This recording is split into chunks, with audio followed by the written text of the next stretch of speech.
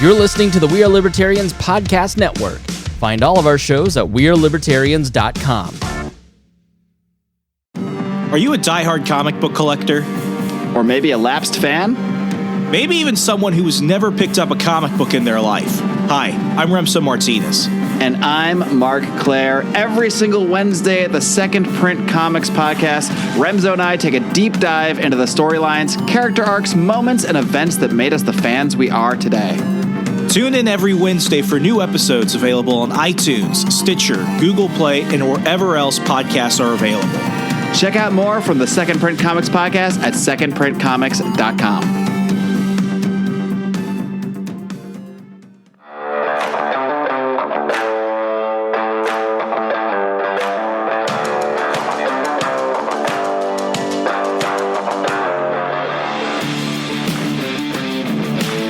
Prepare yourself. You're on the run with Remso W. Martinez. Mr. J. Edgar, host of Contemporary, thank you so much for coming on the program, man. Hey, thanks for having me. We've been following each other on Twitter for some bit. I enjoy your stuff. You make me laugh and think, but I don't remember what entirely started it, but there was a Twitter thread the other day, and I don't know if I had asked a question or if I had retweeted something about like what's the worst thing you've done in a relationship or the worst thing that's happened to you in a relationship. And I don't think it was you. I think it was somebody else. You just caught it. Yeah, because I retweeted it. But yeah, that's what it was what's the worst thing that's happened to you in a what's the worst thing that's been done to you in a relationship? Oh yeah, I threw out something like, real quippy, and then you like darkened the mood, and I was like, well shit, this got weird. Let's just jump into it. What did you respond with? When I was 22, well, actually, let's just get right into the reason that we're here. When I was 23, the girl I had been dating for a year that had moved me across the country broke up with me. I was having problems with suicide and being suicidal about it. And she was continually coming around all the time, too. She was still hanging out with me. And, it comes to find out that she's kind of pushing some other girls that I'd been seeing way at the time. I found out 3 years after that she admitted that she was trying to convince me to kill myself.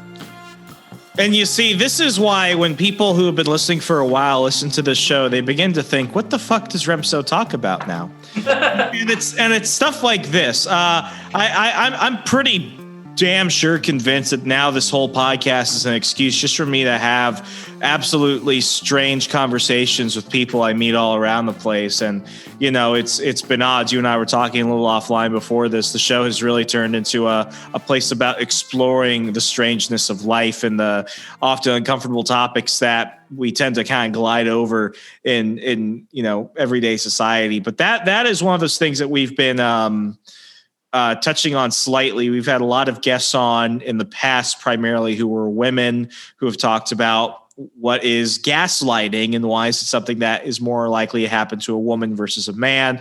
We've talked about the goods and the bads and the pitfalls and the upfalls and whatever that means in the dating world and stuff like this. But this is really one of those things where, if you're going to listen to this, it usually comes at a point where you're desperate, you're in a bad situation, you're already Googling this type of information. Rarely ever will you go through this and come across it in any other conversation, especially other shows. I think that's why I like the exploration format of what I do here at On the Run. And, I don't want to just make it sound like it's a joke and I'm going to dunk on you. It's an incredibly serious topic. And, for you to come out and say it online of all places, that's not just something that, once you kind of put it out there, it's just kind of there and people are going to forget. It certainly caught my eye. And right now, I think the timing of this is kind of funny. At the time of our recording, the Simone Biles situation, where everyone seems to have an opinion on that, seems to be going in every every direction imaginable. And I've got an opinion on that. You know, I was in the Army and I attended a military school, and we had a word for people who quit, and it was quitters. But, you know, that has less to do with, you know, whatever mental health excuse I think that she's using. And I do often think it's an excuse. And I think that often we talk about mental health so much in such a broad way. It's almost like the word hero, like everyone's a hero. Surviving is heroic. Doing very little is heroic. You know, hero doesn't mean anything anymore.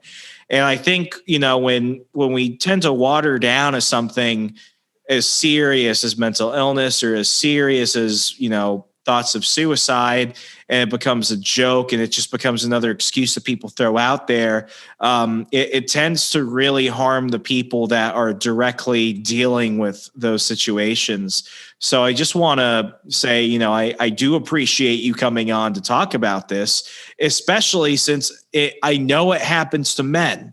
I've had friends who have been in very abusive relationships, both physically and emotionally, with women, but it's one of those things that is still, even today, nobody wants to talk about it. Because if you're a guy and you're being abused by a woman, you're a pussy. If you're a guy and you're being abused by a woman, well, what are you doing to piss her off? It's almost like, you know, it immediately becomes a joke.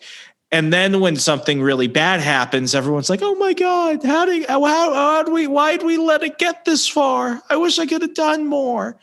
And then they move on, and that bothers the living shit out of me. So let's start from the beginning. Why did you want to bring it up online of all places? And then let's get into really, where did you start to see that relationship manifest from, okay, this is pretty cool, to, oh my God, she's trying to get me to kill myself? Well, to bring it up online, it's come to a point. It's been 10 years. I think. Let me do some mental math here. It's been 14 years at this point. I was 23. I am now 37. So yeah, it's been 14 years. I am past it at this point. And even though I have struggled as recently as 3 years ago, after finding, well, the golden microphone was a huge boon to me, definitely. And I don't know, is this a video or audio? The EIB, for us, it's video. They're just going to have to imagine it being all sparkly and stuff. Yeah, I do have a golden microphone. And it actually was because of the EIB. That was the reason that I chose this particular microphone. That has been one thing that has helped me through this, but just the fact that I'm able to talk about this openly now. I talked to you a bit about this before you started recording too. And I mean, this is so important to me because I know that it happens to people. And I know that a lot of people think that they have no place to go. I just did a 24-hour fundraiser on the 17th of April to raise $1,800 for the American Foundation for Suicide Prevention. Because that's happened to me and because I struggled with it so much. My co-host Elaine over on the Red Net Show was a huge help to me. I think she moved us to a point where we maybe could have brought in $300-400 to where we got $1,800. I know she was trying to push for that $2,500 because I promised her I'd get a haircut at $2,500. That obviously hasn't happened. That didn't happen. But yeah, I'm past it, and being open with it means that somebody else could see this, reach out and say, "Hey, what happened here?" and think that it's okay. It gets better. I can get past this. I'm not ashamed of it anymore. I was ashamed of it for a very long time. Well, it's like me in therapy. Like I have come out recently on the last dozen episodes or so of the show, and I've told people, like I've been through anger management. I've been through 3-4 therapists since 2017. And, like that's one of those things where it's like men seeing a therapist or a psychologist is still faux pas. Like, obviously you're the next, Timothy McVeigh or something, or there's something like severely wrong with you. Like how can you operate in day-to-day society? And it shocks some people. To some people, it wasn't a surprise because they knew that I wasn't doing well emotionally and then I was getting better, but they didn't necessarily know why. And it got to the point where it's like, I see the effects of seeing a professional as as a benefit to me. And I was certainly somebody who did judge others for that before I ended up seeking help myself. And it was like, this is a big thing. And I know if I was struggling with this, I certainly know that there are other people who are. So it wasn't necessarily my campaign to normalize it. It was just being honest. Because if you're sick, you go see a doctor. If you want to lose weight, you go see a trainer. If your car is messed up, you go take it to a mechanic. If you're not feeling great mentally and your worst enemy is yourself, why wouldn't you go seek a professional? And that's where I've kind of come to it as, it's real life. It is real life. Like everything we do, good or bad, has consequences. We might as well understand what is going to try and bring us the best results. And, it's one of those situations where, like, the one good thing I'll say about the pandemic is that it at least made the conversation a lot more normal for people, because now everybody had a story. Whether it was them directly, they were all like, I know a friend who took his life. I know somebody who had to seek help. I know somebody who's doing really bad right now, and I didn't think that person was doing bad. They looked like they had all their shit together and stuff. And it's like, it's real. It can be, treated with help. And the first step, like Alcoholics Anonymous for some people, the first step to knowing there's a problem is admitting there's a problem. And there's no shame in that. No, and I mean, I've known about this for a long time. And, some of this I can attribute maybe to medications that I had to take when I was a kid. I was misdiagnosed with ADHD when I was younger, and that does mess with your brain serotonin. So I may have been predisposed to this without even knowing onto it. And, just once something gets into there and then the person latches on and says, okay, this is where I'm going to get my self-esteem from, then you're trapped in it already. Yeah. So let's talk about this relationship specifically, because while you definitely did allude that, there may have been some stuff leading up to this that should have been a red flag. Ultimately, it was another individual who was putting you in this situation. How did it start? Where did it begin to kind of devolve? And what type of, like, we haven't talked past this part yet. What type of person fucking admits that they want somebody that they used to be in a relationship with, not only to die, because people say that passively. It's like, I wish you died, or I wish you got hit by a truck. But it's like, I was intentionally trying to do certain things because I wanted you to kill yourself. That is some like honestly, that's like worse than any Marvel supervillain. Like, that is just straight up fucking evil. Yeah. And really, honestly, you would have never known. I mean, this was meet online in a chat room before it was normalized by Tinder, Bumble, or whatever the fuck it is that people use nowadays. Isn't it so weird to see hot women online dating sites now? It's still like, it's one of those things where I'm like, you don't fucking need this app. Why are you here? Yeah, I mean, you look at some of the women that are on there, that they walk through the grocery store and get asked out 3 or 4 times. I've seen it happen. Yeah, it's so strange. But anyway, let's get back to it. So the year is 2000, and let me get the timeline absolutely accurate here. The year is about 2005. Oh, David Carradine's still alive. David Carradine. I don't know that person. Have you ever seen Kill Bill 2? I have. It's one of like 4 movies I've ever seen. I just didn't realize that. David Carradine is Bill. Oh, That's been a while. He killed himself while I was in high school in 2011, but it wasn't because he was suicidal. It's because he was masturbating. What's it called? Autoerotic asphyxiation. Oh, geez. Did you just know? Am I telling you this for the first time? You are, actually. Okay, so David Carradine did not intentionally kill himself, but go on. And Epstein also did not intentionally kill himself. Oh. I had to throw that one in there. So the year is 2005. I am just getting ready to propose to my second fiance. Another relationship that really shouldn't have gone as far as that it went. But it also, because she had been gone in Germany, I'd been reaching out in chat rooms just to kind of fill the void while she was gone, studying abroad. And I had run across a girl. She had been in one. She disappeared for a little while afterwards, and then she had come back under a different name. And, you know, we had been talking and we started DMing with each other, just talking privately. I realized this was the same girl that I'd been talking to before, and I'd started to have a little crush on. Because we'd never seen each other. But then as things, you know, got hotter and heavier, even before my second fiance came home, we started to realize that we were very much into each other. She was very much my type, very, very much my type. So we decided that, okay, we can't do this because I'm about to get married to another girl who I'm about to move in with.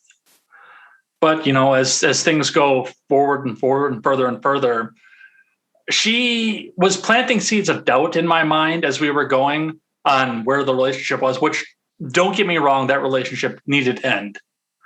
I did not need to be marrying my second fiance because there was so much difference between the two of us. And I look back at that and I realize that now, but she was planting the seeds to kind of accelerate this. And, you know, I wasn't sure why.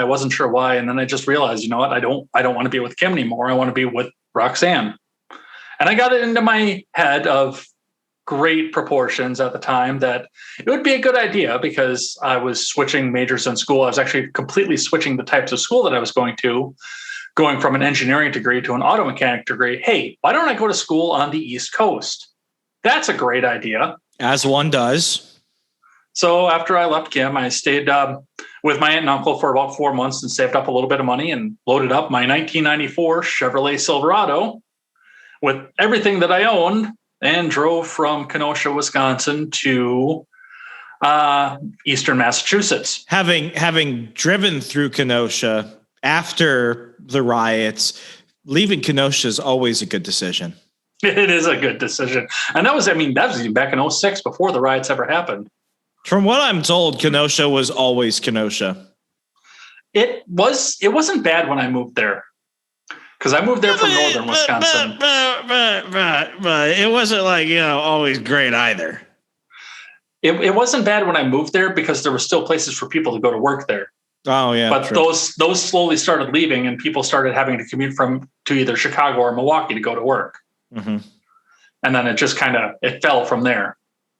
It wasn't terrible when I lived there. It was actually developing still when I lived there. Well, you know, it's like Milwaukee now. I had to get a steering wheel lock for my car because you've got that guy going around stealing Hyundais and Kias. So, you know, it's a give and take, I guess. And the Milwaukee Police Department blames Hyundai and Kia for it. Yeah, they're like, well, you know, if your cars weren't so like stealing, like I have a friend who's friends of somebody in the county sheriff's department, and they're like, listen, we're not gonna find your car, okay? Like, just make your car more theft proof. And I'm like, you've got to be fucking. I haven't gone into Milwaukee other than for work to go do anything else until the other day when I got my steering wheel lock, and now that thing is screwing up my, you know, the leather on my steering wheel. So thanks, Milwaukee PD. I appreciate it. But anyway, you left Kenosha, which is good. I like it here because I get all the big city stuff I want with all the like small town stuff. I don't necessarily take for granted as much anymore, especially like when the George Floyd coronavirus riots happen again. At least I'm getting a head start. Nice. Anyway, so yeah, I packed everything. You left Kenosha. Left Kenosha, got in the truck, drove across the country, further east than I've ever been in my life. And yeah, I mean, everything was going seemingly great when I got out there. I mean, she was there all the time. I smoked the engine in my truck, but I was able to go out and get a new one right away, get that put in, and everything was all well and good there. I mean, her family seemed to love me. Everything was great. I was actually I was urged that I shouldn't go out there because it's not okay to be a redneck in Massachusetts. And I met up with some people from Plymouth and found out that was a lie. I found people in Plymouth, Massachusetts who had rednecks than I did. So, I mean, it was all going great. And she had committed to going to school in New Hampshire, which I thought that was kind of cool. And, everything New England is close. So it was only like a 2-hour drive to get up there and spend a couple of days with her while I was up there. You take the weekend off, you go spend it with a girlfriend. And looking back on it, first and foremost, anybody who would plant the seeds and get you to break off an engagement to move out east, knowing full well you could do it again, it probably should not be trusted or probably has ulterior motives. But I mean, Disney once she's up there, Disney lied to us. Getting up there, and the red flags were out there because, she's hanging around with these other guys. She's in anime club, gaming club. She's president of gaming club because they all simp for the girl. And I mean, this was before online where it made simping okay too. So a girl like that. I don't want to stereotype anyone, but was she like the token nerd chick who knew that? So she took advantage of that, because that's kind of the read I'm getting. Oh, okay. Plus she was also cheating on me with the boyfriend she broke up with, because she broke up with somebody too. And then one day, just out of the blue, as things were starting to kind of crash and, I was starting to question why a girl like that wanted to be with me. She's like, okay, I can't do this anymore. And it crushed me when she broke up with me. From when you moved and started seeing her to when that happened, how much time had gone by? Well, we had agreed to be exclusive 4 months before I moved. So that once you add on to that was 8 months that we were together from when I moved. So it was 8 months at that point. That crushed me completely, because not only was I dealing with a breakup, but I was also dealing with a breakup with nobody around me that I knew at that point. I'm 17 hours away from anybody, the nearest person that I know at the time. That's a hard place to be. That's a hard place to be. And, while she was doing this, she would on and off call me to check on me, but then isolate me for a couple days. If I did start to get interested with somebody, and that's like one of the only friends that I have there too. That's something you have to keep in mind. And she knew that too. So, I'd reach out to her and say, hey, this is happening. This is happening. She'd kind of plant the seed in your minds of, hey, you like this girl. Are you sure that you can make this one work here? I think you might need to work on yourself or something. It was innocuous from the outside, but once you start looking back to everything else, and once you've heard her admit what she admitted, you realize, oh shit, she was trying to plant the seeds of doubt in me. Well, was she like, this sounds like a situation where you're dealing with somebody who isn't necessarily happy themselves. So what they have to do is, in order to seek some type of peace, they have to make sure that other people around them are just as unhappy. When she confessed to it, I asked her why she did it. And she said, because it made me feel really good about myself. And I was always pushed around when I was in school. How is that? Like it's the villain of the motive situation, but it's like, I don't understand how. Well, no, I do understand, because people are flawed and people make bad decisions, sometimes intentionally. I think in society, we want to take away the choice and the intention away from doing bad things. But it's this sick mindset that comes from, I'm hurt, so my reaction to this going forward is I want to hurt other people. Mm-hmm.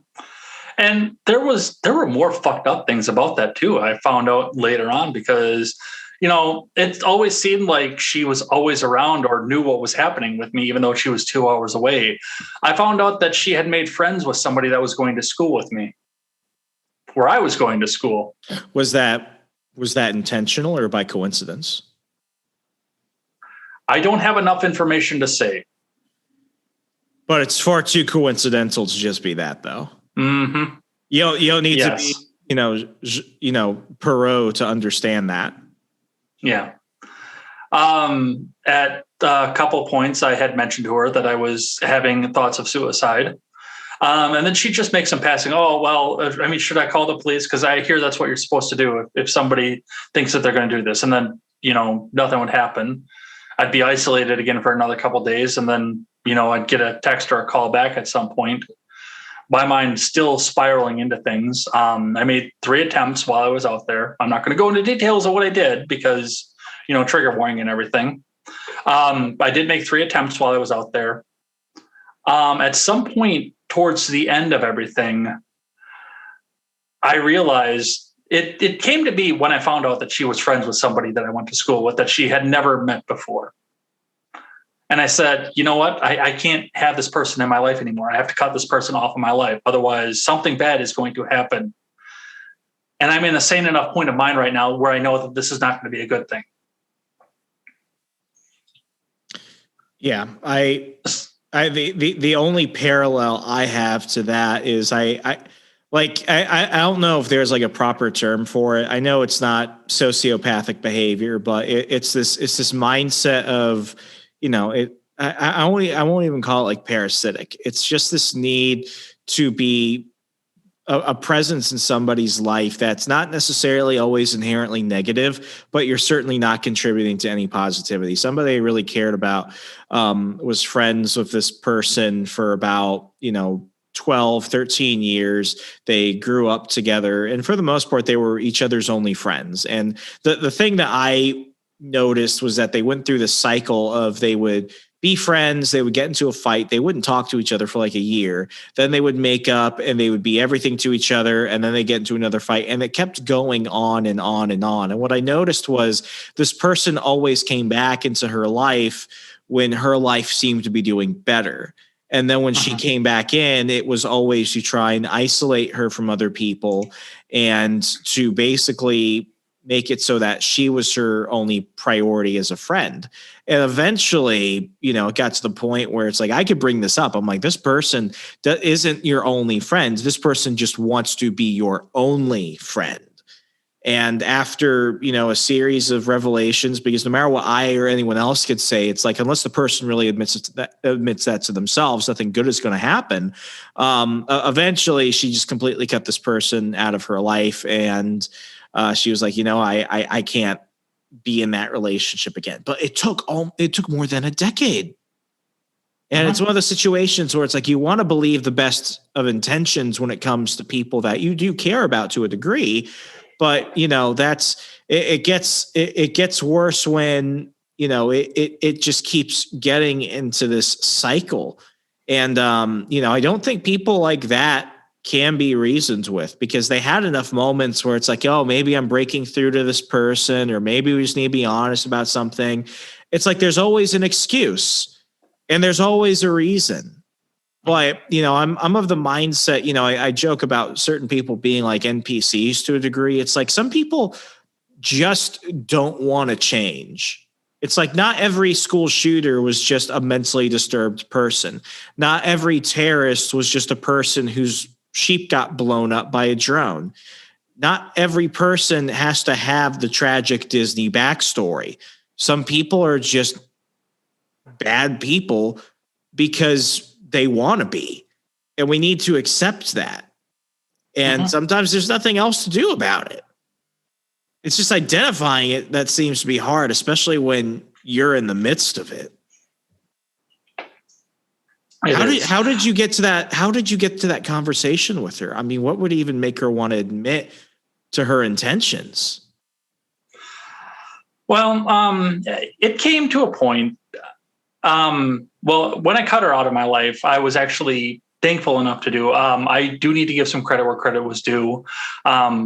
This was back when you could search and filter for friends on MySpace back then by where they lived, and I found a girl who lived. I found a girl who lived a couple towns away, and I had a really, really, really big crush on her too. Another one who was really much my type. She actually became a very good friend to me. And I started to remember what it was like to have a real friend, not somebody, because everything that Roxanne did when she was talking to me made it seem like she was trying to be protective of me, but she really wasn't. She was, like you had said, trying to isolate me back out so she could maintain that level of control in my life. This was years later then. I'd already moved back to Wisconsin. I was back living in Kenosha, actually. I'd seen her pop onto AOL Messenger, which I had been using for another messed up relationship that I wound myself into, that I'm not going to bore you with that one. But I'd seen her anything that starts with AOL Messenger already sounds like it's going downhill. Well, I saw Roxanne's screen name pop up on AOL Messenger, and I, I felt compelled to go talk to her. I don't know why, but I felt compelled to. I said, hey, everything's all good now. The last thing that you said is that you had met somebody and were friends with somebody who was around me, and I had to cut you off at that point. I moved back, and I mean, everything's going great. But and I said this. I said, do you realize that how close you came to putting me into an early grave? How close you got me to almost killing myself? And she said, well, yeah, that was the plan. I was trying to convince you to. Fuck. Were you telling her this to get some type of peace of mind? Like, did you want closure, or were you trying to? No, I was trying to get closure off of this. No, God, no. I was not going back to the East Coast for any goddamn thing. So closure was the intention. You wanted an answer. Yeah. Did you think that was gonna be what she responded with? With, like I say, as seemingly protective as it always seemed. No, I had no idea. I didn't know what I expected her to say, but it was not that. I don't know. I genuinely don't know how I could respond to that. Like, I've had betrayals. Like, I've had people who I really cared about who hurt me. And when I found out about it, like, it definitely hurts to hear that somebody, and I'm trying to wrap my head around it. Did she hate you? Did and you don't have to talk about it, but like, did you do something to her to warrant this? Like, what causes an otherwise average person to prey on somebody like this? That's why I'm having a difficult time understanding. I know it's possible. I know it's real. It's just the why, though. Well, I know one of the things that was with her was body image. She was a bigger girl. And but she was an anime girl, so she doesn't need to change anything. That's fair. We've all been to the cons. We know who gets the attention. But I mean, she always pointed out, and coming from a fairly wealthy Massachusetts town, I'm not going to say what town it was, but there's some money flowing through that town. You're usually looking at the yuppie kind of, this is, I don't know what the teen shows are now that people would understand, but just say 90210. Yeah, the 90210 body type is what usually goes around in these schools. And for her, and like, she had confided in me one time. She was like, well, growing up, I was always teased because I was the first person, not the first girl, but the first person to break 3 digits on weight. Mm. So, and I'm sure that did have a lot to do with it. That I'm positive that had a lot to do with it, because she said, when I asked her why you would do something like that, she said, because it made me really feel good about myself that a person wanted me that badly, that they would die for me. Is that her saying that in order to admit to an issue that she has in order to try and change it? Or is that just a continuation of this mental torture that she's already been perpetuating? That I can't answer, because I ended the conversation at that point. Yeah, I mean, you understand how that admission alone could just be as bad as everything else. Yes. Yeah. No, I understand entirely. Yeah. No, I think I'm the one who has a hard time understanding that. This blows my freaking mind. Like it just. So you close the conversation. Yeah. Never spoke to her again. Wow. Can you blame me for never speaking to her again? No, not at all. That's the best decision. I mean, it's easy to play armchair quarterback. I could be like, well, I just wouldn't have responded back to her to begin with. But I get what you were doing. What you were doing made perfect sense. What came after? How did you feel? When I saw those words in black and pink, because I mean, it's not black and white, black background, pink text, my blood ran cold. My blood ran absolutely cold when I saw that, because my mind started replaying everything that had happened in the 8 months that we were together, and then the 4 months that followed, and starting to realize where this was starting to fall into place and starting to see where this absolutely could have been intentional. You hear something like that and he's like, could I have seen this before? Could I have stopped this before? Should I have noticed this before? And really, honestly, now that I look back at that, I probably should have. Who was that? Oh, man, I'm blanking out on her name. She was that woman who basically convinced her boyfriend to kill himself over a bunch of text messages, and she ended up going to jail. It was about 3-4 years ago. I'm not familiar with that story. I'm sorry. There was this. It's okay. I'll be general. Like, there was this woman who had this boyfriend, and they were breaking up, but like they hadn't like broken up yet. And he was basically in just such a compromised emotional state. She said, "You know what? Fuck it. You should just kill yourself. Nobody would miss you." And he killed himself, and his parents got access to his phone and saw the text messages. And they used that to basically get her charged for murder. I think she went to jail for manslaughter. It's probably, depending on the state, that's probably accurate. Yeah. In fact, in most states, I think that's what that would be, because, I mean, without intent, without her actually pulling the trigger, that would be really hard to go with murder. It's the worst part of it too, because like if you had done that, she just goes on with her life, whether people knew about it or not. Right. And that's the scary thing about it. People like that walk amongst us and smile and go about their day, and we never know. Well, there's another end to this too, just another twist in the story. Oh, God. And to something that I can come back and say that this person, I think, was just speaking generally in a place of hurt, not necessarily a place. While I was in the midst of it, and part of the worst part of it, I had also reached out to my ex-fiance to say, because I didn't know who to turn to at that point. I was in such a mess. I was afraid that if I turned to my parents, that I'd be committed for life without any possibility of ever being returned to society. So I was afraid to death of that. And I reached out to my ex-fiance and I said, this happened. Roxanne left me. And I kind of got the cold of, well, you got what you deserve kind of thing. And I said, well, here's the problem. I don't know what to do because I've been having all these thoughts. I feel like I could kill myself right now at any second. And she messaged me back and said, well, good, do it. You make the world a better place. Okay. That was coming from a point of hurt. And I can forgive her for that makes, I'm not justifying it. I agree with you. That's definitely coming from a place of hurt. A year after breaking off what was going to be a wedding, a young wedding. Yeah, I can justify that as a place of hurt. Still sucks. It still blows out loud, but I can justify that one at least. Well, I based a character in my second book off a real person and had him get hit by a Mack truck. So, I get it to a degree. But that's the difference though. It's the intention. Like what your ex-fiance said is obviously a reaction that, of course, she does not mean.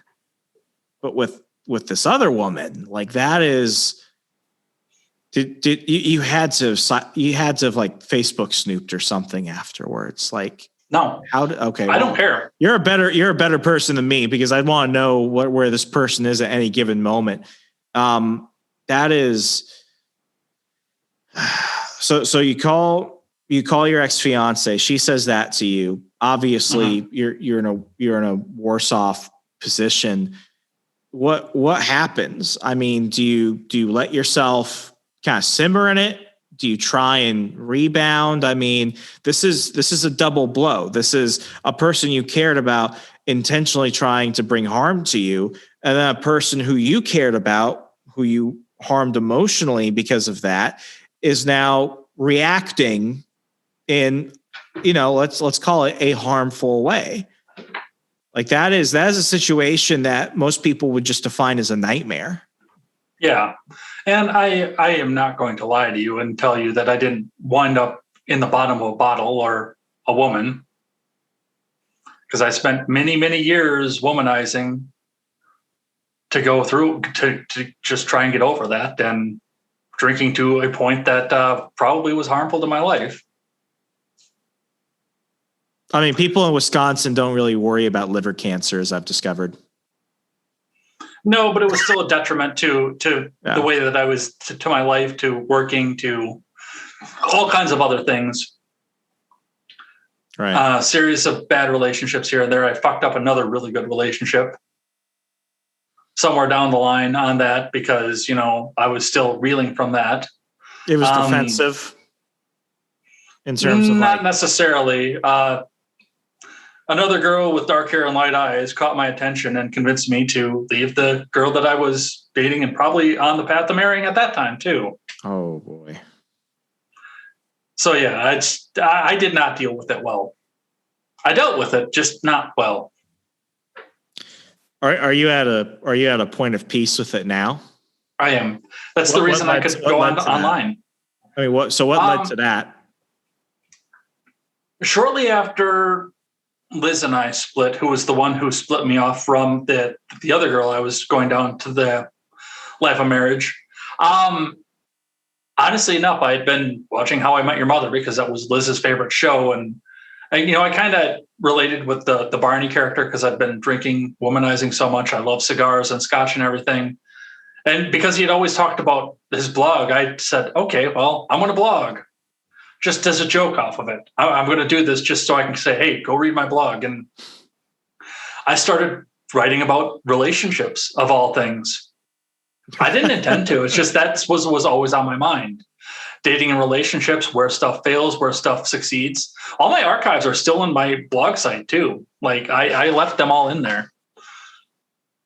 There was famous girls that I thought that were hot. Good scotches, good cigars, but I'd started writing about social issues more. And, you know, this was at the time of Romney Obama and the debates after that. And I started taking a really hard turn for politics because I started to study and see what political science was all about, what was in the Constitution, what wasn't, and what people believed was in the Constitution and what wasn't. And I started writing more and more. And, you know, every once in a while you did something philosophical, something political. I wrote, when King of the Nerds was on TBS, I actually wrote a rebuttal to the debate that they had on debate night over who would win in a dogfight, the Millennium Falcon or the Enterprise. Obviously, the Enterprise had a lot more sheet metal on it. The Enterprise is like 1 million times bigger than the Millennium Falcon. Yeah, exactly. I'm like, this isn't even a comparison, you guys. That's like a T-Rex and a Chihuahua. Am I saying the Millennium Falcon's not cool? No, I'm just saying that if you compare it to that, you're gonna fucking die. Yeah.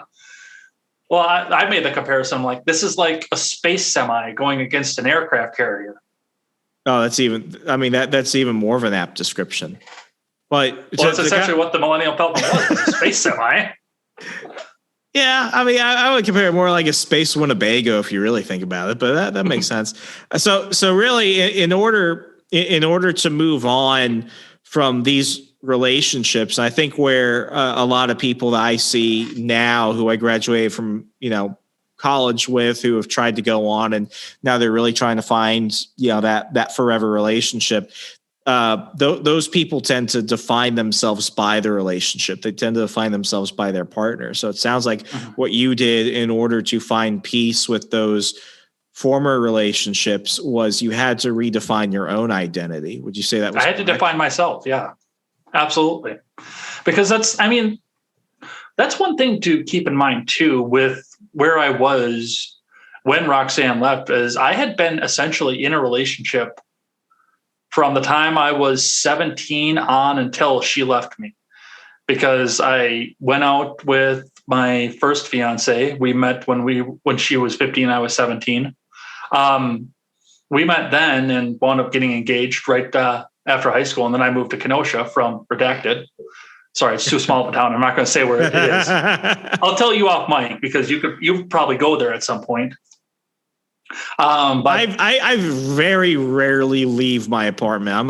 I'm at the point where it's like I found my routines. I'm very comfortable with not doing much, even though people are like, but I see you going around Wisconsin, all these different places. It's like, it's different. Once you go an hour and a half out, it's almost like a little vacation. I can justify a lot of things. Yeah, but I can take you to one of the places that isn't on that Atlas Obscura that should be, too. Now you've got my attention, sir. We'll talk about that offline. Yeah, that's too small of a town for me to come back and say while we're going out, spreading across the country here. Anyway, yeah. So, yeah, I broke up with my first fiance, almost immediately got into a relationship with another girl. We broke up, almost immediately met my second fiance. Her and I split up, and I almost immediately landed with Roxanne and moved across the country. So, yeah, from 17 to 23, I was entirely coupled down to at least one person across the spectrum. So, yes, it did take a little bit of defining myself and realizing who I was, not who I could be in a relationship, but who I was myself. I feel like in a strange way, you're one of the few outlier men I've met, and I think that this is more of a situation of men. I'm not saying it doesn't happen with women, but this specific archetype I see more with men. I know very little men who are able to rebound in a way, because even if they identify it, the thought of not being attached to somebody else in order to justify them doing things, that's almost too painful. Like I had a friend who's part of my friend group who is with this woman now, and we haven't spoken for almost a year. So it's like, before the plague and everything. So at this point, like the relationship is just non-existent, but he found his identity through this woman who was just not good for him. And, he didn't even really for all while I can tell, he still doesn't even really like her. But I asked him the last time we were together drinking, I was like, why? And he's like, because it feels weird when I don't have her as an excuse to do something. I'm like, what are you talking about? He's like, I can't go and just hang out with certain friends because if she's not there, then I really wonder if they're my friends or not. And that was another thing. He was hanging out with us, telling her that he was at work. She didn't like us, so that was one of the problems. She didn't like us, his friends group. She wanted him to be friends of her friends group. So when he told us that, it confused us for a while. It's like that's a pussy move. Like, what the hell, man? But then it was like, I can't go to movies because now I just associate doing that with her. It's like all these things that I used to do with myself, now it feels wrong to do it without her in a way. And he wasn't saying that and I love her and I have to do this. It was more like this has become almost entirely dictated by her. She has to be the root for everything I do now. And I have lost myself in the process. And when we tried to be like, dude, mate, we're not telling you to break up with her. That's your own choice. But it's like, you've got to make a decision because obviously everything you just said is horrible. But he was so afraid of the repercussions of breaking up with her that is what has led to his relationship with the four of us, his friend group for a decade, dying. And I can relate to that entirely because, and this is probably one of the good things that I can take away from the hell that Roxanne put me through, was had she not busted me out of there, that's exactly where I would be married to my second fiance. I promise you that's exactly where I would have been. Because that is exactly what it was with her towards the end of it. She didn't want me out hanging out with any of my friends. She went out like when she went to, she grew up in Green Bay. So when she went out with her friends, it was always, I'm going to the bar with Lindsay and this person and that person. I'm like, okay, cool. Oh, you're going to the bar with this person and that person? Are you going to go look at other girls? Are you going to do this? Are you going to do that? I'm like, no. But I got another story about that too, just based on because I did like Kim, but based on the thing that you had said and I am going to do everything I can to not name names on this. And I hope to God the people involved don't hear this because I know the guy involved is going to recognize what I'm about to say. So I had this group of friends when I lived in Kenosha. They were all very close friends with mine. And at some point, a girl came into this group of friends, a little bit older than me, which everybody else in the group was younger than me. This girl is just I take that back. Two of the people in the group were older than me, but this girl is just a little bit older than me, a couple years older than me. The person involved is younger than me. But she comes into this group and she starts hanging around. And it's right after I met her. It was like the day after I met her. I had gone on a road trip with one of the members of this group of friends. We had gone out of town for a little bit, and he was telling me about this girl. He says, "Yeah, I don't know what she's going to do. She's been married before, but she's a little bit crazy. She just wants to go settle down and do this and everything. We're going to see if we can set her up with." And I'm not going to name the name of who they were going to try to go back and set her up with. And I'm like, well, why are you trying to push her off? Well, she is a little bit damaged. She's been married, and she's bigger than like even you would like. And I'm like, dude, it's not about size. It's about shape. You know that. All the ladies need love. You've seen me you've seen me date a model. Okay, it's not about the size, you dumbass. But he did say that. God, I hope he doesn't hear this. I hope she doesn't hear this.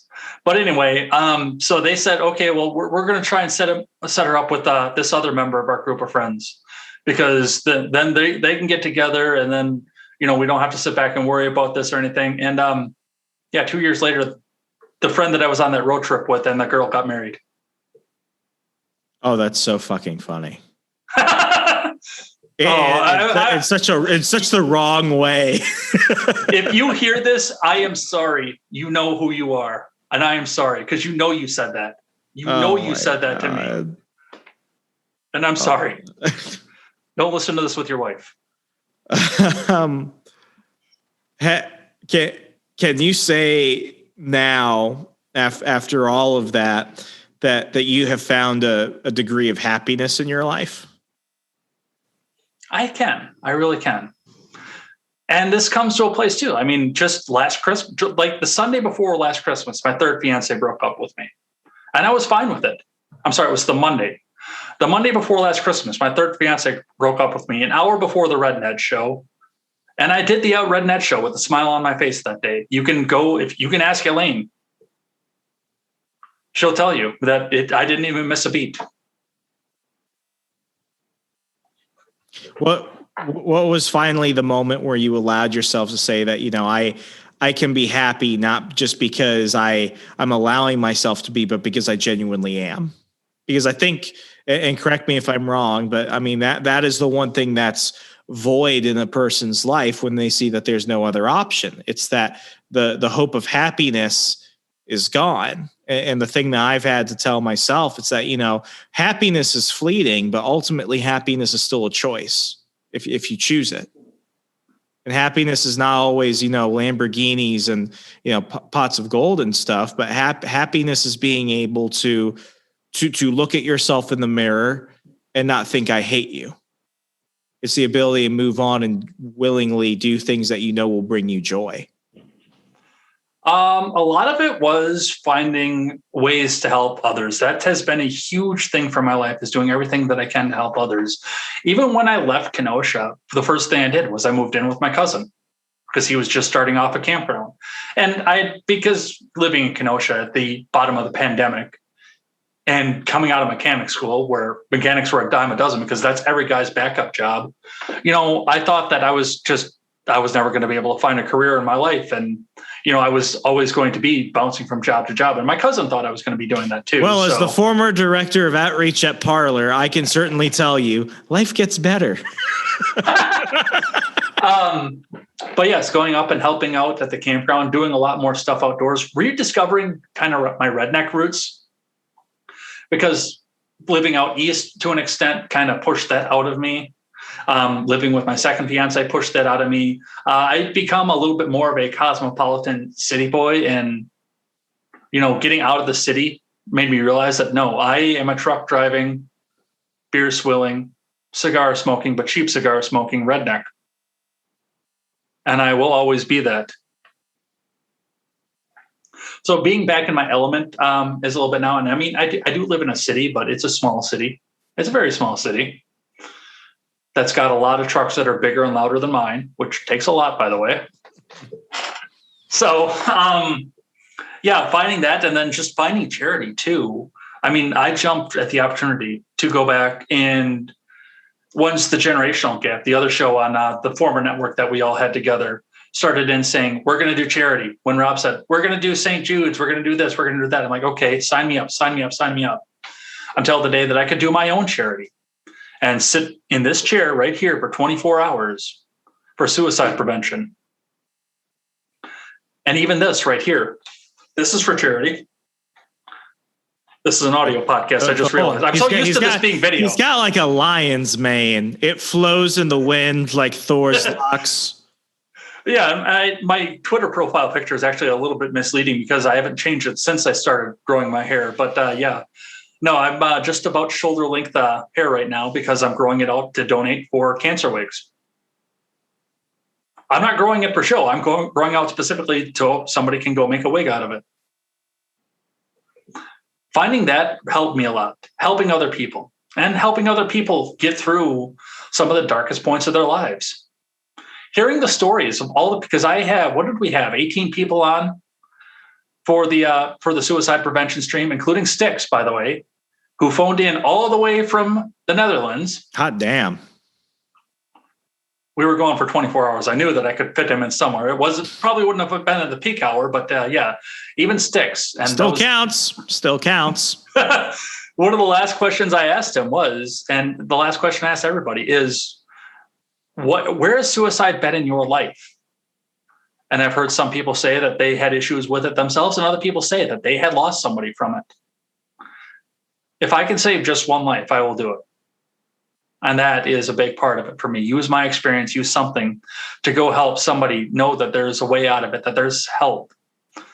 And it doesn't necessarily have to go down the therapeutic path. I was in therapy for 3 days. And I looked at the therapist, who was a quack, and I said, this isn't for me. This isn't doing jack shit.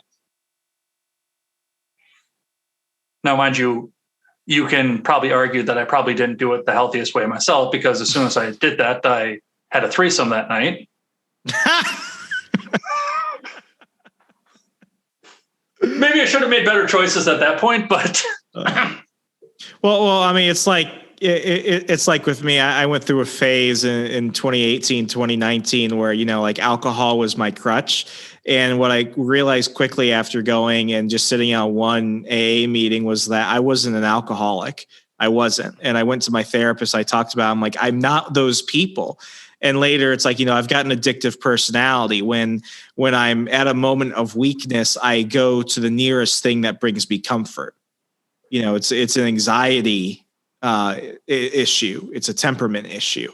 And it's like, it doesn't, there's not a one size fits all solution for things. That's why I really hate like the positivity movement that's in schools, like everyone is special. It's like, no, actually everyone's not special, but you can aspire to be through action and through change and through intention on those things. It's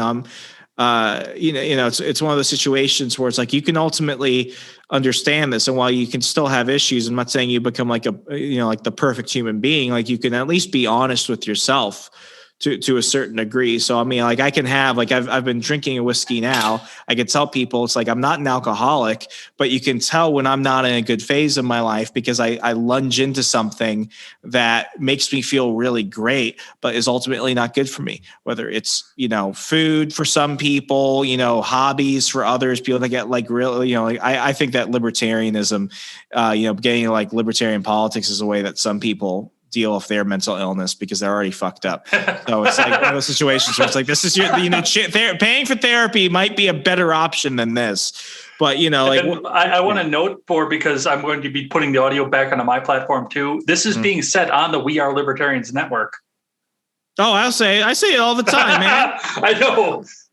I say it all the time. It's like, yeah, but I mean, that's it. It was like one of the situations. It's like, I am not an alcoholic. I have an issue with alcohol right now, but what is the root of it? The root of it was me trying to compensate for a lack of things in my life. And a few weeks before this episode, I did an episode called, Great Expectations and Jobs That Suck. And it was, basically me saying, how's it you can go from real highs in your life to real lows. And then you go through the roller coaster again. And then you have to get to the point where it's like, this is going to continue, but you have the choice to be happy in spite of all of that. Well, and it was the same thing with me. I mean, I look back at it now and people would say, because all the time and the money that I've dropped into bars, that I was an alcoholic. I almost never drank at home when I was alone. When there was a house party, it was a different story. But when I was alone, I almost never drank. I went to the bars because that's where the women were. Yeah. I was addicted to females. I mean, it's anything you use to fill the void. And sometimes, you know, it can be seen as healthy things. Like, you know, I know people that really jump into fitness and, you know, they look great and they seem great, but you know, what is it they're trying to hide from? Everyone wants, you know, it's like, I just saw that movie with I just saw that documentary about Anthony Bourdain, and I wondered why they called it Roadrunner. And it's because, you know, the Roadrunner never goes home. You know, most animals are territorial. Most animals, even like fish, and I found this out about turtles. Turtles scare the shit out of me now. Turtles and fish, you know, like they will go back to where they die, where they will go to where they were born to die. But roadrunners seem to always go forward, and that was the issue of Anthony Bourdain. And I didn't even intend to bring this up, but it's like, you know, with Anthony Bourdain, his problem was like he was always rushing to get into a scene, to get out of a scene, to get to the airport, to get to another country, just to repeat the same thing. And he was always going. And for him, it was because he was afraid to be a normal dad at home. He was afraid of being normal. And then, you know, he had people that were taking advantage of him. But, you know, the one thing he could give himself was distance, but it would never close the gap between him and the problem.